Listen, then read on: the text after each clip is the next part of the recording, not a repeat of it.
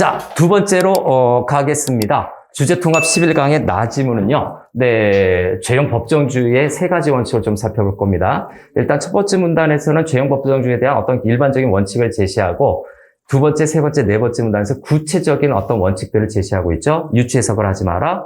그 다음에 법으로 분명히 문장으로 기록해놔야 된다. 그 다음에 소급 적용하지 말라라고 하는 세 가지 원칙을 이야기하고 있습니다. 그래서 첫 번째 문단의 핵심 내용부터 좀 정리하겠습니다. 일단 형법의 기능에 대해서 얘기를 하고 있죠. 그래서 첫 번째 문단에서 형법의 기능에 대해서 이야기를 하는 부분이 있습니다. 형법이라고 하는 것은 어떠한 기능을 하나요? 쭉 살펴보니까 인간의 자유와 신체를 억압하는 최후의 수단이다라고 하는 겁니다. 형법은 다시 한번 인간의 자유를 억압하는 겁니다. 또 인간의 자유와 신체를 억압하는 최후의 수단이다. 억압하는 그냥 연속을 쓸까요? 최후의 수단이라는 점. 요게 형법입니다. 범죄에 관련된 내용을 기록한 것이 바로 형법이죠. 그러면 형벌권 행사가 왜 필요한지 벌을 주는 거죠. 형벌권 행사가 그거를 이제 경찰이나 또는 검찰이 발휘하는 그 행사가 왜 필요한지 그거에 대해서도 언급이 되고 있네요. 지금에서 형벌권 행사가 왜 필요한가? 그죠? 만약에 형벌권 행사가 필요한데 여기서 좀 빠졌네. 합리적인 형벌권 행사가 필요해요. 요게 좀 빠졌네요. 합리적인 형벌권이 행사가 왜 필요한가? 만약에 형벌권이 남용이 되면요. 형벌권이 남용이 된다면 막 이렇게 무분별하게 사용이 된다면 국민들에게 치명적인 영향을 주게 된다라는 내용이죠. 국민에게 치명적인 영향을 준다. 좀 막연하긴 하네요. 영향을 준다라고 얘기하는데 어떻게 치명적인지 그거는 좀 더 구체적인 설명이 있었으면 좋겠습니다. 다음 세 번째, 여기 중심 화제가 제시가 되고 있죠. 죄형 법정주의라고 하는 것을 중심 화제로 제시하고 있죠. 별표 땡냐 해야 되고요. 자, 죄형 법정주의라고 하는 것은 뭡니까? 자, 형벌권 행사를 앞에 얘기하고 있죠. 형벌권 행사를 벌을 주는 거죠. 너 범죄자, 너 벌 받아야 돼! 라고 하는 형벌권 행사를 합리적으로 하기 위해서 또는 합리적으로 통제까지 들어가 합리적으로 행사하거나 또는 합리적으로 통제하기 위해서 요 죄형 법정주의를 정해놨는데 그 구체적인 내용이 뭐다? 범죄와 그에 따른 처벌, 형벌이죠. 범죄와 형벌은 어떻게 해야 된다고? 법에 의해 정해져야 된다는 얘기죠. 그래서 범죄 형벌은 법으로 정해져야 한다라는 점이죠. 정해져야 함. 다시 한번 법으로 정해져야 되는 것이 바로 죄형 법정주의입니다. 그래서 요게 중심화제죠. 뿅 네모칸 중심화제 체크는 하고 갑시다. 이제 얘가 나머지 문단에 주로 설명이 되는 나머지 문단을 지배하는 내용의 대상이 되는 거죠. 두 번째 문단으로 바로 넘어갑니다. 죄형 법정주의 파악했으면 두 번째 문단이 좀 기네요. 여기도 좀 깁니다. 자, 그래서 첫 번째 좀 여러 가지 얘기가 있는데 요렇게 좀 한번 해볼까요? 타이틀을 형법을 해석하는 방법이에요. 형법을 해석하는 방법 두 가지가 제시가 되고 있죠. 그래서 물리 해석과 논리 해석 두 가지가 있습니다. 물리 해석, 그 다음에 보니까 논리 해석이 있고요. 다 좋은 말 같기는 하네요. 그런데 두 번째, 이제 이거에 대해서 좀 자세히 풀어내고 있죠. 이거에 대해서 자세히 풀어서 얘기를 하고 있는데, 어떻게 되죠? 보면, 요렇게 좀 해볼까요? 물리 해석과 그죠? 네, 물리 해석과 논리 해석을 좀 따로 더 포커스를 잡아서 한번 체크해 볼게요. 한마디로 물리 해석이라고 하는 것은 법을 문자 내용 그대로, 문자 그대로 해석하는 것, 또는 문자 그대로 이해하는 것이 바로 물리 해석입니다. 그냥 문자로 주어진 문자 그대로 해석하는 것이 물리 해석이다. 그래서 추상적이고 간결한 용어로 구체적이고 다양한 사건을 규율해야 하는 형법의 속성상 어쩌고저쩌고 얘기를 하고 있는데, 요거 실제로 이 물리 해석은 현실적으로 해석이 어려운 경우가 많습니다. 해석이 어려운 경우가 많다라는 얘기죠. 물리 해석을 해야 되는 그 경우가 좀 적다라는 뜻으로도 해석이 되는 겁니다. 이렇게 해석이 어려운 경우가 많은 이유가 뭐다? 우리 앞부분에서도 좀 했었지만 굉장히 다양해요. 이렇게 해석이 어려운 이유는 역으로 보면 사건이 매우 다양하기 때문에, 많고 다양하기 때문에 해석이 어렵습니다. 그래서 물리 해석은 좀 생각보다 많이 할 수 없다라는 거죠. 다음 세 번째, 논리 해석으로 넘어갑니다. 논리 해석의 특징 좀 이렇게 나눠서 좀 정리를 할게요.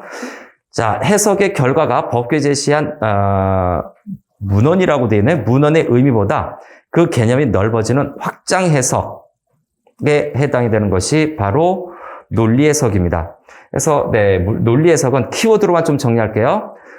법에 규정된, 법에 제시된 문헌의 의미, 문장과 언어적인 의미겠죠. 문장과 언어적인 의미보다 뭐가 어떻게 된다? 개념이 넓어지는 확장 해석입니다. 의미보다 넓어지는, 이렇게 할게요. 넓어지는 확장 해석이 바로 논리 해석이다. 다시 한번, 요거는 문헌의 의미보다 확장해서 해석하는 것이 바로 논리 해석이다라고 이해하면 되겠죠. 자, 근데 어떤 사건에 대해서 적용할 법규가 없을 경우에는 어떻게 해야 된다? 가장 유사한 사건에 적용되는 법규를 적용하는 유추 해석이 또 논리 해석에 해당이 되는 거죠. 그래서 이걸 편의상 1번으로 잡고요. 2번으로 잡아서 법규가 없을 때, 법규가 없을 경우, 그죠? 법에 없을 경우에는 이것이 명시가 안 돼 있거나 했을 때는 논리 해석을 할 때, 자, 가장 유사한 사건이죠. 그래서 유사한 사건을 일단 찾아보는 거죠. 그래서 유사한 사건의 법규를 적용하는 겁니다. 거기에 적용했던 법규를 적용을 하는 건데, 이것이 바로 유추 해석이라고 하지요. 요건 좀 색깔 바꿔서, 유추적으로, 적용을 하는 것이 또 논리 해석이라고 볼 수 있습니다. 그래서 논리 해석은, 자, 일단 확장이 되어, 확장적으로 해석이 되는 건데, 만약에 그 법규가 없을 경우에는 유사한 사건의 법규를 적용을 하는 것을 의미하는데, 논리 해석이 거기에 유추적으로 적용한다라고 합니다. 그래서 최근 많은 사건과 다양한 범죄들이 있을 경우에는 이런 논리 해석의 법 적용이 좀 잘 되는 편이다라고 우리는 이해할 수 있겠네요. 자, 이렇게 됐고요. 다음에 법적 안정성을 위한 내용을 또 얘기하고 있죠. 그래서 네 번째로 법적 안정성 보장을 위한 형법의 원칙이죠. 법적 안정성을 보장하는 거예요. 안정성을 보장하기 위한 형법의 원칙이 무엇인지를 체크하고자 합니다. 형법의 원칙에 대해서 체크를 해봅시다. 자, 어떤 건가요? 쭉 보니까 국민이 예상치 못한 형벌을 받을 가능성을 고려해서 유리한 확장 해석. 형법의 원칙은, 자, 여기 확장 해석 부분 저기 했어요. 그래서 요거 좀 빨간색으로 들어갈게요. 그래서 요거는 피고자겠죠, 정확히는. 그래서 국민의 입장에서 그래서 국민의 입장에서 보면, 좀 보면, 유리한 확장 해석은 허용합니다. 그래서 유리한, 확장 해석은, 허용이 돼요. 이건 됩니다. 유리한, 그러니까 법을 적용받는 사람, 국민이라든가, 피고인에게는, 유리한 것은 확장 해석이 가능하지만, 그런데 여기 좀 중요한 게 있죠. 확장 해석은 허용을 하지만, 확장 동그라미에요. 유추 해석은 금지다. 그래서 유추 해석은 X표 들어갑시다. 유추 해석은 하지 말라라고 하는 것이, 형법의 원칙이에요. 법적 안정성을 위해서 형법의 원칙입니다. 다시 한번 형법의 원칙은 확장 해석은 허용해줘요. 유리한, 그러니까 피고인에게 유리한 확장 해석은 허용해주지만 유추죠. 그죠? 법규가 없을 경우에 유사한 사건을 갖다가 붙여서 적용하는 유추 적용하는 거죠. 논리 해석 중에서 확장 해석 부분은 돼요. 1번은 되지만 2번은 안 된다는 얘기죠. 자, 그래서 잘 구분해야 된다. 여기서 이제 좀 갈라지는 내용이네요. 유추 해석 금지. 그러면 5번째 여러 가지 내용이 있는데 요거를 좀 타이틀을 정해보면 유추 해석인가요? 그래서 확장 해석과 유추 해석을 구별하는 방법이 있죠. 확장 해석과 유추 해석의 구별. 만약에 이거를 대놓고 수능에 내겠다라고 한다면, 이 지문을 내겠다라고 시험 범위를 알려주는 수능이라고 한다면, 나 같으면 이걸 내지 않을까 싶습니다. 이게 예시로 아주 보기가 기가 막히게 좋죠. 보기 박스 예시 집어넣을 수 있어요. 2가지 예시를 넣을 수가 있죠. 그래서 요거 조심합시다. 어떻게 구별하는가? 자, 법규의 문안에 대한 해석이죠. 그래서 요거 법규에 대한 문안의 해석에 있어서, 국민들의 입장에서 가능한 의미의 범위인지. 자, 법 해석이 국민의 입장에서 보면 그렇게 충분히 이해가 될 수 있는, 그렇게 해석이 될 수 있는 가능한, 국민의 입장에서 가능한 범위이자 가능한 범위와 의미여야 돼요. 의미가 돼야 되는. 국민의 입장에서 봤을 때, 이게 상식적으로 국민의 입장에서 봤을 때 가능한 범위와 의미를 충족해야 된다라는 내용이죠. 법 해석이. 상식적이다라는 얘기로도 좀 이해될 수 있는 부분이네요. 그다음 그 의미의 범위가 피고인에게 불리하지는 않은지. 그래서 피고인에게 불리한지 여부예요. 피고인에게 불리한지 여부를 따져서 불리한 걸 적용하는 것이 아니라 피고인에게 최대한 유리한 걸 적용해 주죠. 그래서 막 판결 나올 때 비록 이런 죄들은 그랬으나 동종 전과가 없었다라는 점, 깊이 반성하고 뉘우치고 있다라는 점, 이런 걸 감안해서 형을 좀 어떻게 좀 좀 줄여주는 부분도 좀 있을 겁니다. 초범 같은 경우에는. 자, 그래서 피고인에게 불리하지 않은지 살펴봐야 되고요. 또 보니까 국민들의 입장에서 가능한 의미를 벗어나 피고인에게 분류하는 거죠. 그래서 요거죠. 요거를 따지는데 국민의 입장에서 충분한 가능한 범위와 의미지, 또 피고인에게 불리한지 여부를 따져보는 겁니다. 요거는 아마 확장 해석과 관련이 되는 거고요. 세 번째는 유추 해석과 관련되는 건데, 일단 지문에 있는 내용 그대로 좀 한번 볼게요. 그래서 피고인에게 만약에 불리한 2번에 관련된 거죠. 피고인에게 불리한 결과를 초래한다면 이것은 바로 뭐가 된다? 이것이 유추 해석이다라고 하는 거죠. 지금 여기서 불리한지 여부인데, 피고인에게 불리한지 여부 이 부분은 유리하게 적용한다라는 얘기죠. 피고인에게 유리하게 적용해주면은 확장 해석, 피고인에게 불리하게 해석하면은 유추 해석. 이게 첫 번째 구분이 되죠. 그 다음, 전반적으로 국민의 법감정, 국민의 생각에서, 국민이 판단할 때 그 법적 판단이 이해 가능한, 수용 가능한 범위와 의미인지 여부가 확장 해석과 유추 해석을 가리는 겁니다. 그래서 요거는, 국민의 입장이에요. 국민의 입장 요 부분은, 확장 해석이 있죠. 확장 해석에 해당이 되는 부분은 바로 1번과 2번. 피고인에게 유리하게 작용되는 것, 국민의 입장에 충분히 이해 가능한 범위와 의미인지, 그걸 하는 것이 확장 해석. 피고인에게 불리하게 적용이 되면, 피고인이 불리하게 되면 그것은 유추 해석으로 본다. 이거는 금지한다라고 그랬죠? 예, 유추 적용은 금지한다. 유추 해석은 금지한다라고 바로 앞에서 얘기하고 있어요. 자, 좀 복잡하지만 나름대로 최대한 간단하게 해봤습니다. 두 번째 문단이 가장 길고요. 이제 세 번째 문단으로 넘어가 보겠습니다. 세 번째 문단으로 넘어갈게요. 요거 구분하는 거. 요게 3점짜리 문제겠죠.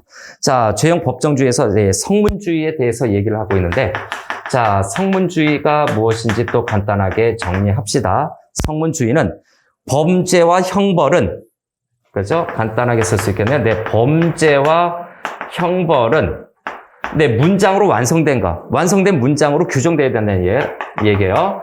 성문으로, 규정해야 된다라고 하는 건데, 성문이 뭡니까? 완성된 문장이 있잖아요. 완성된, 불완전 것이 아니라 완성된 문장으로, 완성된 문장으로 규정을 해놔야 된다. 법전에 명시가 되어 있어야 된다는 얘기겠죠? 그 다음에, 성문으로 규정되지 않는 관습법에 관한 언급을 하고 있네요. 관습법이라고 하는 것은, 거기, 성문으로 규정이 안 된 법입니다. 성문으로 규정이 안 된 법을 이야기하는 거죠. 기록이 없는 겁니다. 관습법입니다.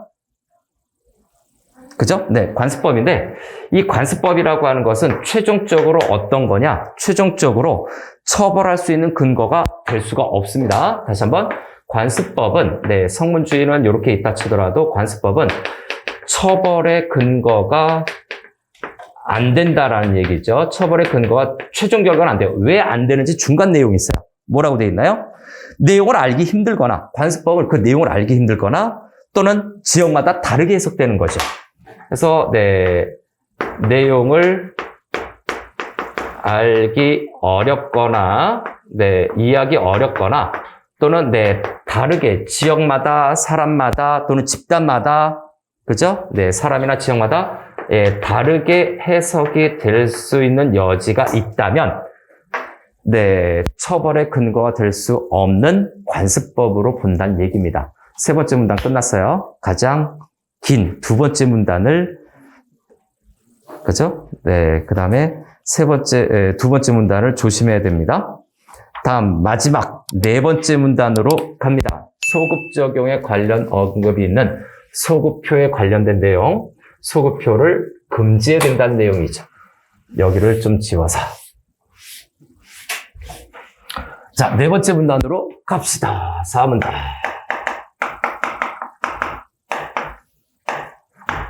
자, 네 번째 문단에서는 소급표 금지가 어떤 의미인지, 소급표 금지에 대해서 좀 먼저 체크를 해야 되겠죠.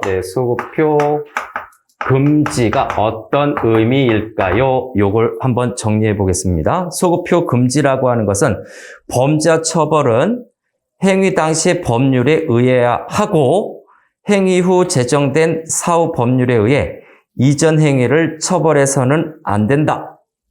자, 그래서 일단 범죄와 거기에 따른 처벌, 형벌을 주는 거죠. 범죄와 처벌은 첫 번째 어떻게 해야 된다? 범죄 처벌에 관련돼서 일단 그죠? 행위 당시의 법률이 돼야 된다는 얘기예요. 그 행동이 일어났던 행위 당시의 법률이어야 된다라는 점.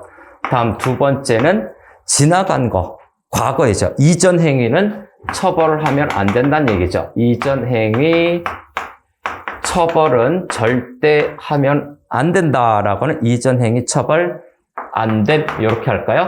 안 됩니다. 소급 적용하면 안 된다라는 거죠. 그러면 이 소급표를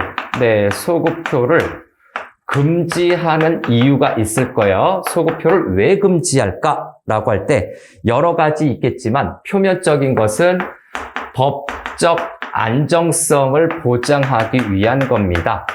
법적 안정성을 보장하기 위해서 소급 적용을 하지 않는다라고 하는 거죠. 그래서 법적 안정성 보장 1번, 그 다음 2번 들어갈까요? 두 번째는 내용을 보니까 형법, 법규가 갖는 의사결정 기능이나 행위 결정 기능을 존중하는 거죠. 그래서 의사결정 기능 또는 뭐죠? 행위 결정 기능을 존중하는 것. 행위 결정 기능을 존중하는 겁니다. 자신의 뜻을 결정하는 거죠. 그래서 뜻을 결정하거나 행동을 결정하는 것을 어떻게 한다고? 존중하는 겁니다. 그 다음에 법적 안정성을 보장하려는 두 가지, 안정성과 존중의 두 가지 개념이 숨겨져 있는 거죠. 그러면 세 번째, 소급표를 전혀 인정을 하지 않나요? 아니요. 소급표를 인정하는 경우가 있습니다. 우리 앞에서 뭔가가 이전 거를 적용해주는 그런 뭔가를 하나 봤었죠. 바로 뭡니까? 피고인에게 유리한 것은 적용해준다라고 하는 거죠. 그래서 소급표를 인정하는 경우 어떻게 됩니까? 변경된 법률을 적용할 때요. 요거는 좀 이렇게 할까요? 만약에 변경된 법률을 적용을 했을 때 예전보다 무거워지지 않고, 그죠? 처벌이 가벼워지는 거죠. 그때 처벌이 안 되거나 또는 처벌이 가벼워질 경우죠. 가벼워질 경우에는 변경된 법률을 적용할 수 있어요. 변경된 법률을 적용하는 것은 처벌을 받지 않거나 처벌이 가벼워질 경우라고 했는데 이것은 뭐가 되겠습니까? 그 피의자가 되는 거죠. 피의자, 범죄자 또는 잘못을 저지른 자를 피의자라고 하는데 피의자에게 유리한 경우에는 소급 적용을 해줍니다. 깎아주는 거죠. 형벌을, 법 적용을 피의자에게 유리할 경우에는 소급 적용을 해준다라는 겁니다. 이러고 내용이 마무리되고 있어요. 끝내겠습니다.